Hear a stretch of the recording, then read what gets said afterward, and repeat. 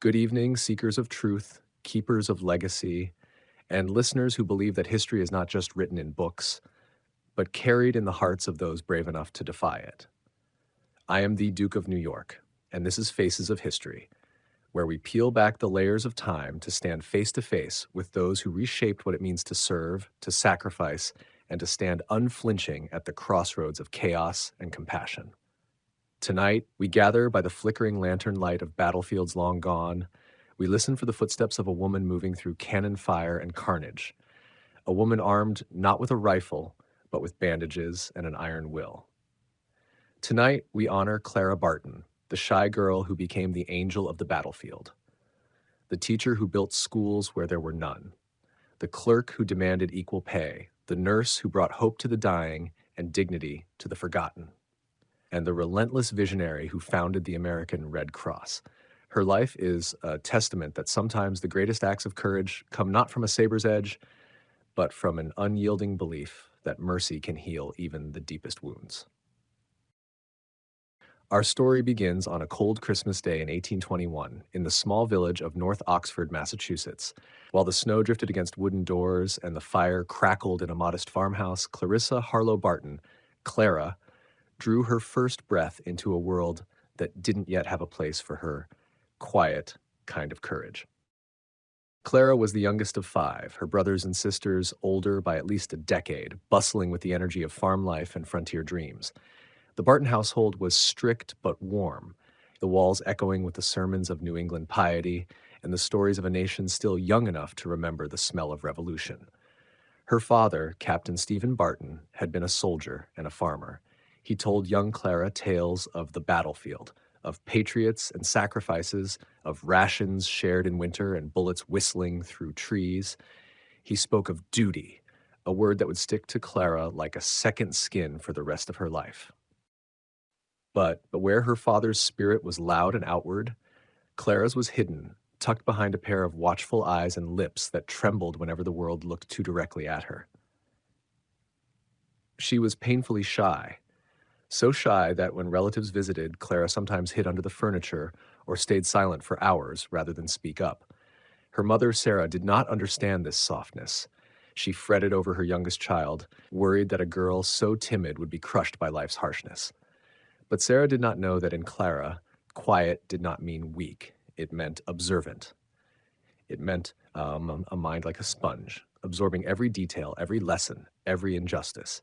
While her older siblings raced horses, climbed trees, and cleared fields, Clara watched. She tended to animals, nursed sick pets back to health, and learned to listen to the subtle language of suffering and comfort. Long before she ever set foot on a battlefield, Clara Barton was practicing the art of healing. Not in books, but in the barn, the kitchen, the garden. And then, at just 11 years old, came the trial that would shape her destiny. Her brother David, strong and fearless, fell from the rafters of their unfinished barn. The injury left him bedridden, a once vital young man reduced to a ghost of himself, slipping between fever dreams and long stretches of agony. Doctors came and went, shaking their heads, offering tonics that did little good. But Clara stayed. For 2 years, she turned her bedroom into a sick room, tending to David day and night. She learned how to administer medicines, how to coax him to eat when he would not swallow, how to clean wounds and change bandages while keeping her hands steady. When the men of science gave up, the shy girl did not. And David recovered. Some called it a miracle. Clara called it duty, the sacred promise that if someone suffers within your reach, you do not look away.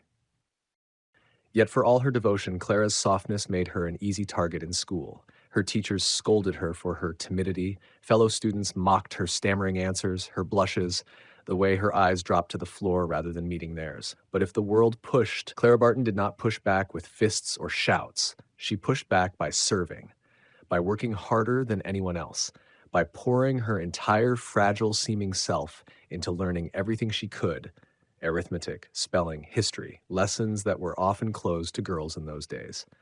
By the time she was a teenager, Clara Barton had learned that the world would not bend to comfort her, so she would bend herself to serve the world instead. In the quiet girl who once hid under tables was the same iron resolve that would one day carry medical supplies through raining musket fire and bursting cannon shells. The same girl who trembled when spoken to as a child would stand unflinching over broken men on blood soaked fields, a steady hand when even seasoned soldiers turned their heads away. A shy child in a harsh world. That is where it began. Not with a rifle or a rank, but with a girl, a sick brother, a lantern glowing through the night, and a promise whispered to no one but herself: I will not look away.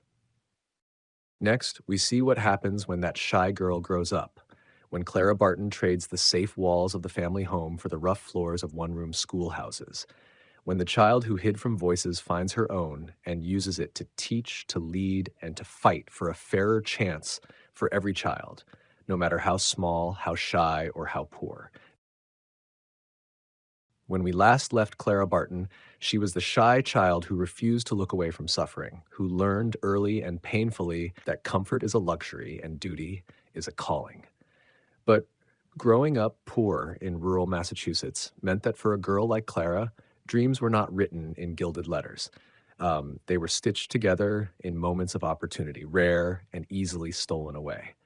By 17, Clara had no great ambition to stand in front of a classroom. The idea of speaking before a room full of restless children made her heart pound and her voice catch in her throat. But when a local family asked if she would teach their children, Clara could not say no. Perhaps she knew, even then, that to hide behind her fears would be a betrayal of all she had learned beside her brother's sickbed. So the shy girl packed her books and stepped into a one-room schoolhouse, cold, drafty, crowded with children of farmers and mill workers who were not much younger than she was. Teaching was seen as a man's profession. A woman could teach, yes, but only until she married. Then she was expected to trade the blackboard for a cradle. But Clara had no time for the conventions of proper womanhood. She had work to do, children to reach, and those children, wild and rough-edged though they were, found themselves captivated by the gentle girl with the clear eyes and quiet resolve. She did not strike fear into them. She inspired loyalty. She did not raise her voice. She raised their expectations of themselves. She brought books where there were none. She introduced subjects they had never dreamed they could understand. She made learning feel like a door flung open, not a rule forced down. Word of Miss Barton's teaching spread from one farmstead to another. Families who had never imagined education for their daughters now sent them to Clara's school. She believed, radically for her time, that girls deserved the same lessons as boys, the same arithmetic, the same geography, the same chance to read the world for themselves. After a few years, Clara wanted more, not for herself, but for the children she served. She knew that in New England, a decent public education could change entire towns. So she packed her trunk and enrolled at the Liberal Institute in Clinton, New York, to further her own knowledge, an unusual move for a woman of her background. Armed with new learning and even greater determination, Clara set her sights on a town that needed her most: Bordentown, New Jersey. The children of poor laborers roamed the streets while wealthy families hired private tutors. No public school existed because no one believed such children were worth teaching.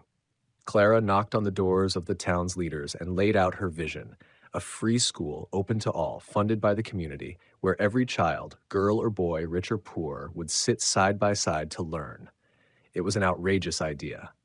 But Clara Barton was not a woman easily discouraged. She opened her classroom in a single-room building and began teaching 6 students. By the year's end, she had over 200. The year after that, 600. She taught so many children that the town had to build a new, larger schoolhouse just to hold them all. And yet, when the time came to appoint a principal for this thriving institution, this beacon of equality she had built from nothing, the town fathers passed over Clara. They hired a man instead. They told her gently and patronizingly that leadership was a man's work. They expected her to stay on obediently under his command for a fraction of his salary. Clara Barton did not shout. She did not storm. She simply refused. She resigned her post and walked away, unwilling to lend her talent and sweat to a system that refused to honor her as its equal. It was a pattern that would echo throughout her life: build something with tireless hands and a fierce heart, then leave it behind rather than accept injustice. The reluctant teacher who once trembled to speak now knew that her voice could change lives, but that the world would fight her every step of the way. She knew that to teach, to lead, to demand fair pay, to demand respect, these were radical acts for a woman in a country still tangled in the binds of its own contradictions. The classroom had given Clara Barton her first taste of service and her first lessons in how power does not yield willingly to fairness. These lessons would follow her to the marble corridors of Washington, to the battle-scarred fields of Antietam, and to the founding halls of the American Red Cross. Next, we step into those marble halls, into the great echoing buildings of the U.S. Patent Office, where a soft-spoken woman dared to stand shoulder to shoulder with men who wished she'd stay home, where she faced down prejudice not with weapons, but with her unwavering insistence that she deserved equal pay for equal work, a battle still raging in many forms to this day. Stay with me, seekers of truth. The angel of the battlefield is only just beginning her fight. From the modest, often chilly rooms of one-room schoolhouses, Clara Barton's journey took her to the heart of America's burgeoning capital, Washington, D.C. In 1854, Clara stepped into a world far removed from the rural landscapes of Massachusetts and New Jersey, into marble halls and the relentless buzz of government bureaucracy. She found work at the U.S. Patent Office, a remarkable feat for a woman in mid-19th century America. The Patent Office was a place of invention, of progress, a fitting stage for a woman who refused to be confined by the rigid expectations of her gender. And here, for the first time, Clara Barton's determination to claim her rightful place in a man's world began to crystallize. Working as a clerk, Clara Barton was responsible for the careful cataloging and management of patents, the innovations that would shape the industrial future of America. Yet even as she handled the ideas that promised to change the nation, she faced an entrenched culture that doubted her presence. Men around her whispered that a woman's mind was too delicate, that her place was in the home, not the office. But Clara was unshaken. She demanded, and remarkably received, equal pay to her male counterparts, a rare victory that sent ripples through the halls of power. Yet even with this triumph, the world would not simply open its arms. As political tides shifted, Clara found herself the target of harassment and demotion. Her outspokenness, a rare trait for women of her era, was seen as a threat. Her insistence on fairness was met with resistance. When the administration changed, Clara was fired, cast out from the very halls where she had begun to build her career. But like the shy child who refused to look away from suffering, Clara Barton refused to be silenced. Her fortunes shifted once more with the election of Abraham Lincoln. The new president, facing a nation on the edge of civil war, recognized the value in Clara's tenacity and rehired her. Yet even now, Clara would not remain behind a desk for long. April 1861 marked the opening salvo of the Civil War. Fort Sumter fell, the country fractured along familiar lines of brother, neighbor against neighbor. Washington, D.C. became a hub of activity, an anxious city receiving the first wounded soldiers of a brutal conflict. Here, Clara Barton found her true calling. No longer satisfied to merely manage papers in government offices, she took it upon herself to bring aid to the wounded and dying. She started by gathering supplies, bandages, food, clean clothes from generous citizens and friends, filling her own wagon and then arranging for more.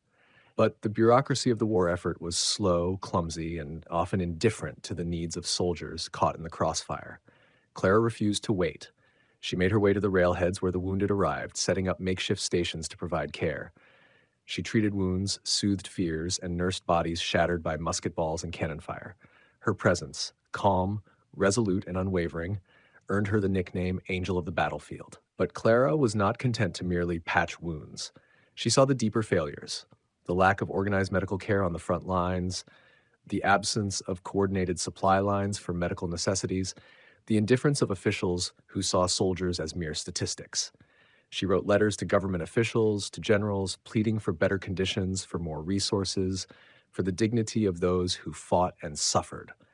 Often, her requests were ignored or delayed. She learned that to fight the war meant fighting the system, a war within a war. Yet through every challenge, Clara Barton pressed on. Her shyness was long gone, replaced by a fierce voice, a voice that demanded justice and mercy on equal terms. In Washington, the seat of power, Clara was becoming a woman who would not be sidelined or silenced. Next, we follow Clara from the polished halls of the Capitol to the hellish battlefields where the real test awaited, a battlefield where bandages and compassion would meet the raw brutality of war, where Clara Barton would earn a place not just in history, but in the hearts of a nation. Stay close, for the story of the angel of the battlefield is just awakening.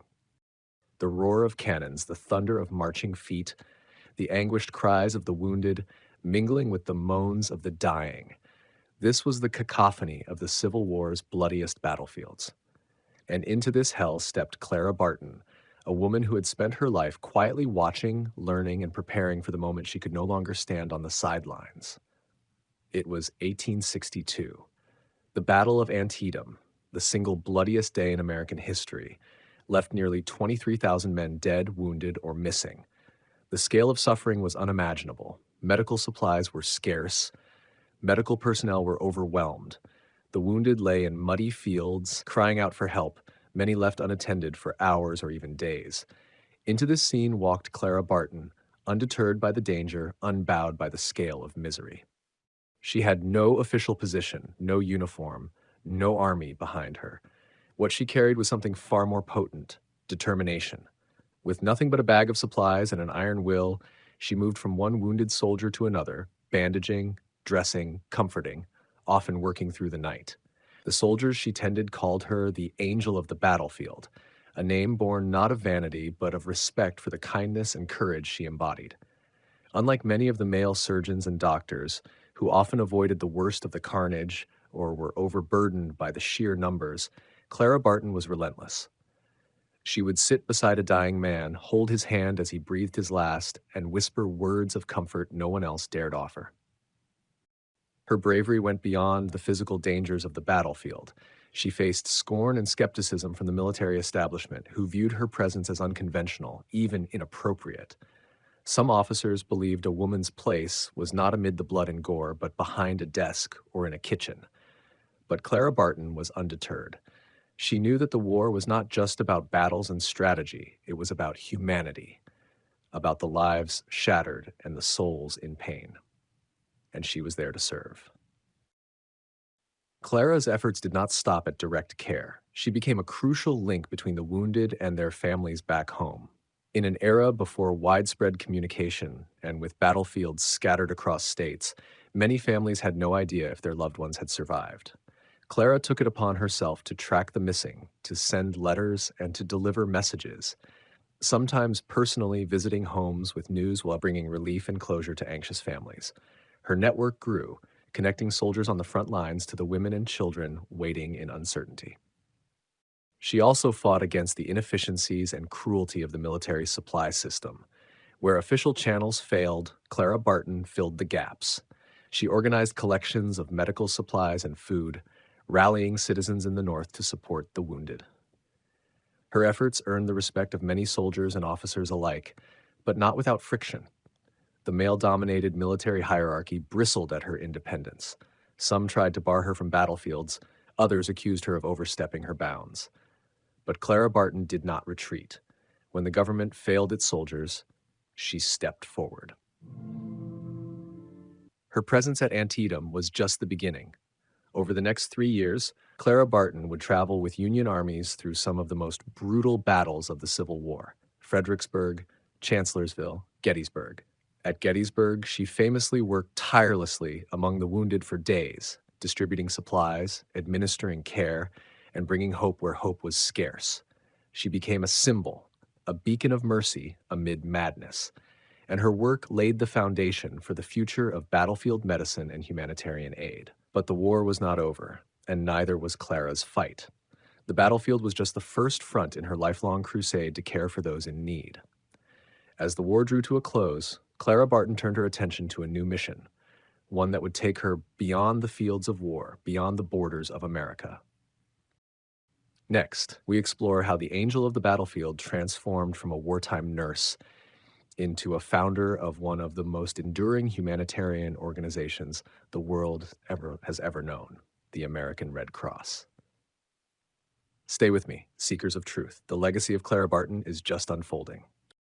The guns of the Civil War finally fell silent in 1865, but for Clara Barton, the fight to heal the wounds of a fractured nation was far from over. If anything, the end of battle marked the beginning of a new and even more challenging mission.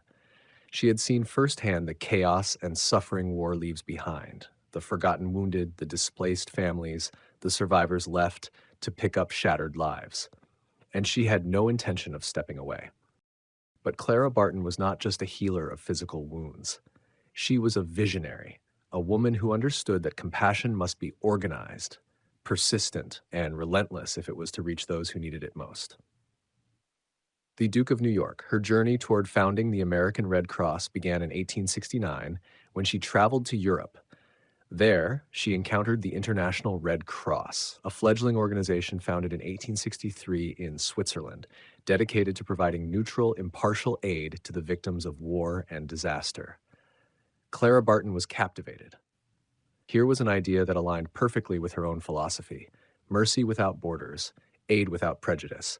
But America had no such institution, no coordinated system to respond to crises, no guarantee that victims of disaster would find help, no promise that mercy would be a constant, not a convenience. Returning to the United States, Clara Barton set herself a monumental task. She petitioned the federal government, wrote tirelessly to politicians and philanthropists, and campaigned for the official recognition of a national Red Cross Society. Her efforts met resistance. Many in government viewed her as too radical, too outspoken, too unorthodox for such an important mission.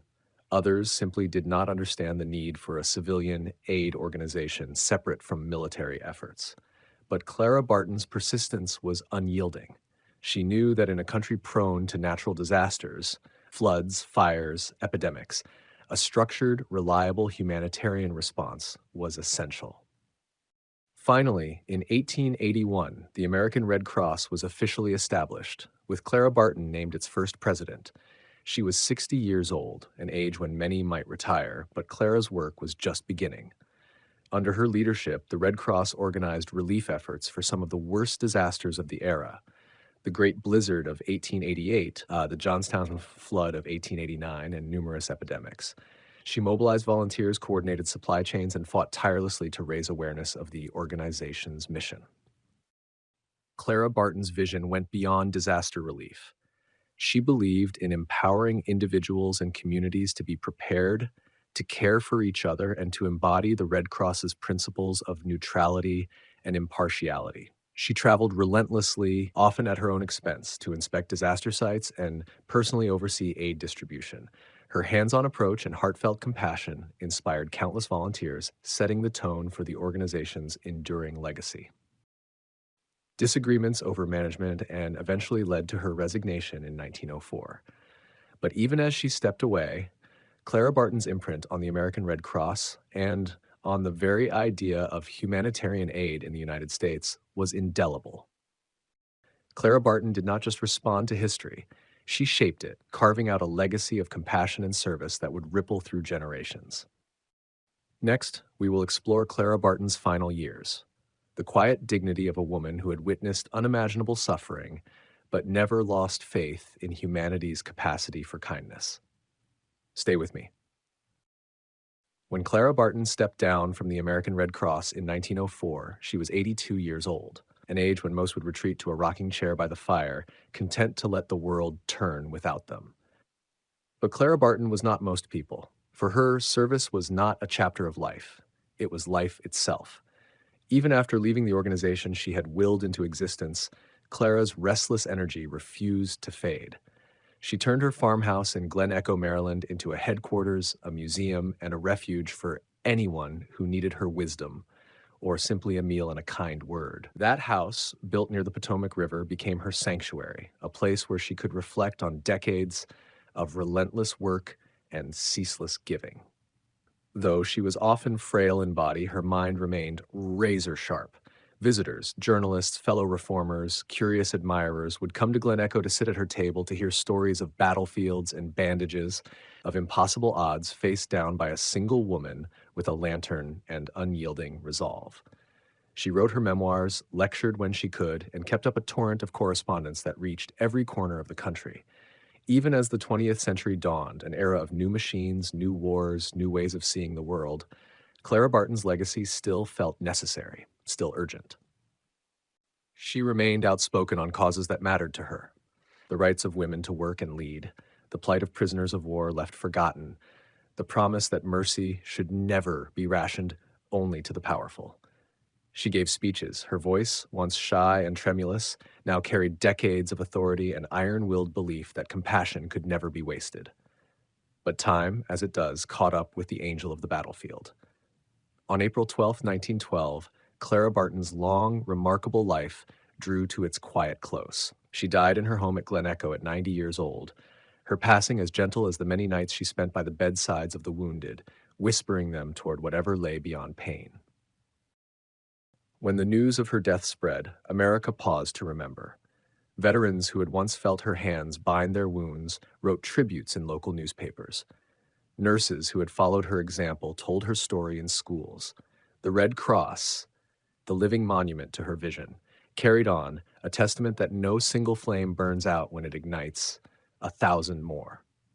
Her funeral was simple, fitting for a woman who never needed monuments to remind the world of what she had done. Her grave, marked modestly in North Oxford, Massachusetts, is visited to this day by strangers who owe her not just for her deeds, but for her example, that a single determined soul, armed only with compassion and conviction, can stand amid history's chaos and make it kinder.